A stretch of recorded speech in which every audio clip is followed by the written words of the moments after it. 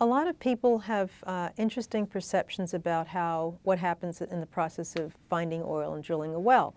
There is a perception among many people that you drill and then there's just a big pool of oil at the bottom of the well.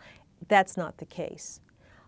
All the time we are drilling, we are the bits going down into the ground, and all those little tiny pieces of rock that are created by the drill bit are flushed with drilling mud that is used to cool that bit, and that drilling mud comes back up to the surface. So this drilling mud containing little bits of rock goes up to something called a shale shaker. It's just literally, it kind of trembles, and all the little bits of rock are flushed out.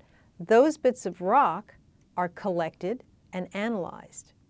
So, and along with the rocks being analyzed, the mud itself, the mud rheology, mud characteristics are being examined, and among the characteristics are the fluids that the mud captures along with the bits of rock. So what I'm telling you is long before we reach bottom, we have indications that there are hydrocarbons present. So that's one physical way we do it, okay? We look at the little bits of rock, and if they are stained with oil, then we have a pretty good idea that we have oil. And if the mud, the drilling mud, has methane in it or lower fractions of hydrocarbon, there's an indication that we have petroleum as well.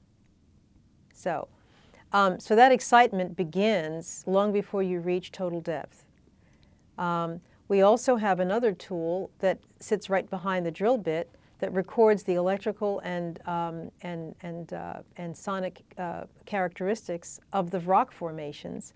That also gives us a clue as to whether or not there is hydrocarbon present. So that excitement starts early.